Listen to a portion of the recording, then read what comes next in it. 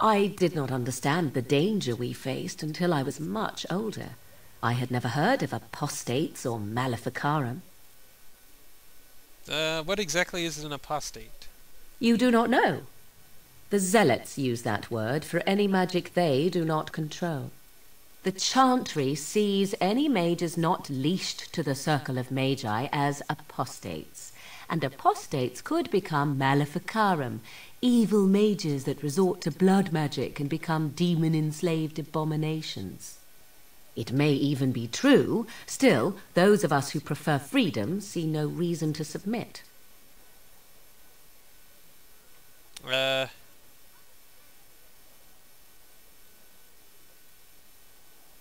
Let's see.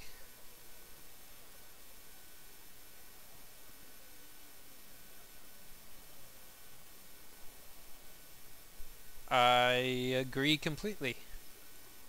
Oh, I hope you are not simply being agreeable. It would be a refreshing change. Enough of this talk. Let us return to the task at hand. Approves, +2, that's good enough.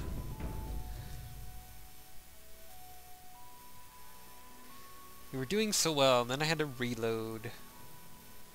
What do you wish of me? If you must. Is Flemeth really what she seems to be? Well, that depends, does it not? What does she seem to be?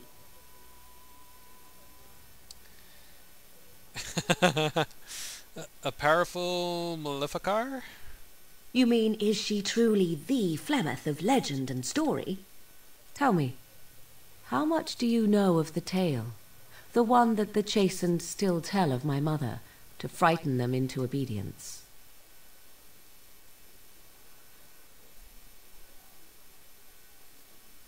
I'm more interested in the truth. I can relay what Flemeth once told me herself, and you can decide whether or not 'tis the truth, if you desire. That sounds interesting. As the tale is sung by the bards, there was a time when Flemeth was young and beautiful, a fair lass in a land of barbarian men, the desire of any who saw her. Just how long ago is this? Many centuries, before this land was even named Ferelden.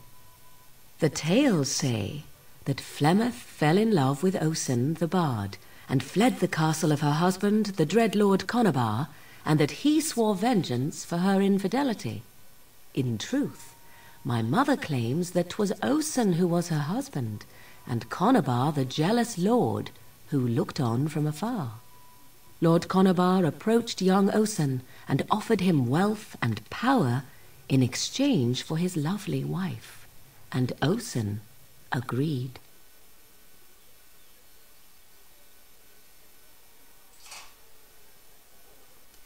He sold his wife to another man? The life of a bard is a poor one, and love fades in the wake of hunger. 'Twas Flemeth who suggested the arrangement. All would have been well had Lord Conobar kept his end of the bargain. But he was a foul man who bargained with coin he did not possess. Osen was led off to a field and slain, left for dead. Flemeth spoke to the spirits and learned of the deed, and swore revenge.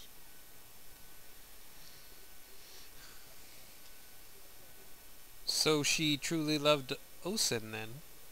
That was not the point. Conobar had no honor, so she would not have him. Flemeth begged the spirits to aid her, and 'twas they who slew Conobar. The demon the legend tells of came later. Lord Conobar's allies chased Flemeth, you see, chased her to the wilds, and there she hid. There she found the demon, and he made her strong. The legends all speak of the great hero Cormac, he who defeated Flemeth and her great army when she invaded the lowlands centuries later. All lies.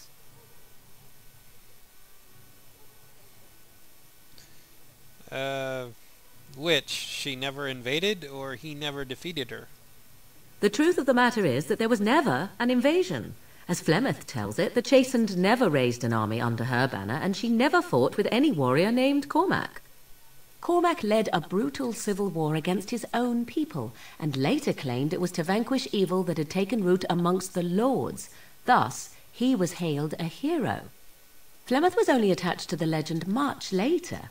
Perhaps 'twas due to the great war with the Chastened that eventually came, but Mother claims not to know how it began.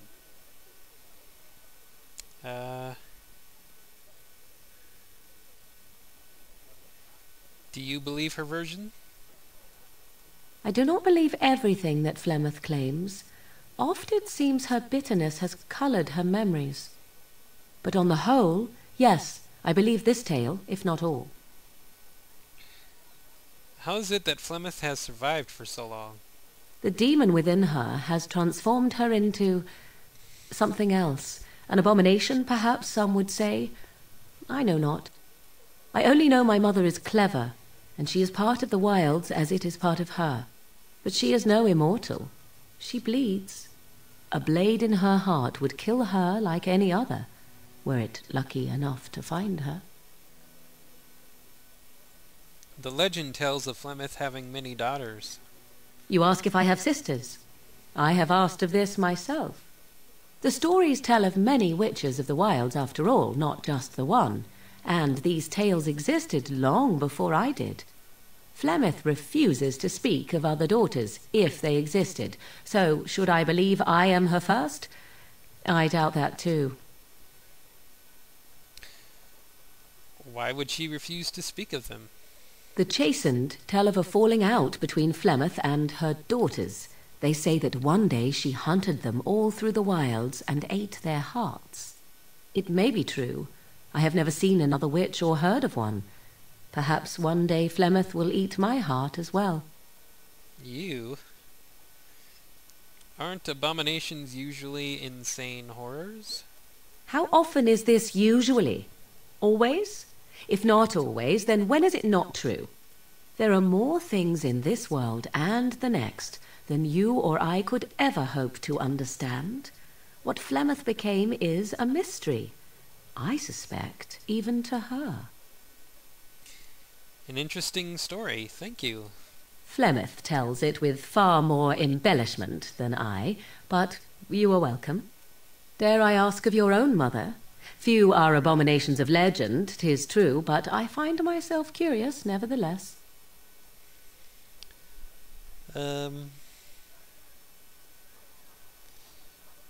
My mother died a long time ago, apparently. Ah, then you have my sympathies for what it is worth. Which is very little, I am certain. It matters not. Let us move on. Approves, +5, sweet.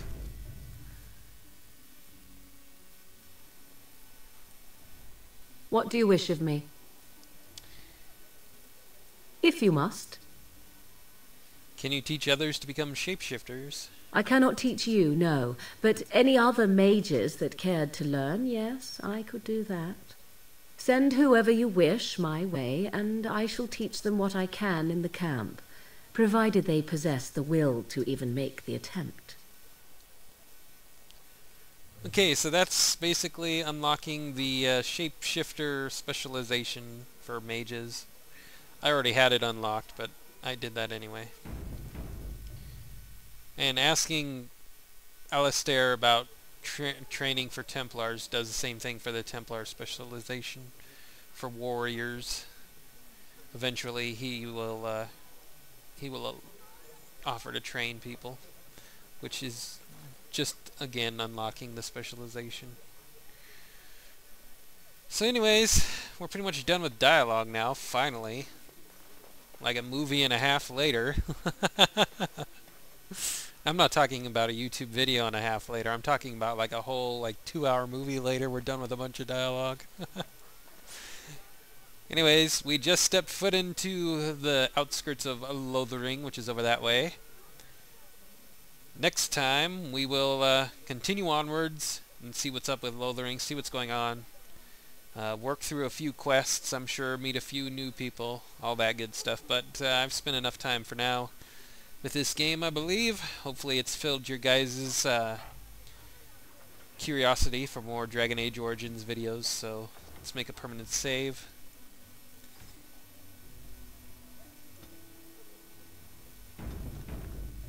Thanks for watching, boys and girls. I am the Good Old Gamer.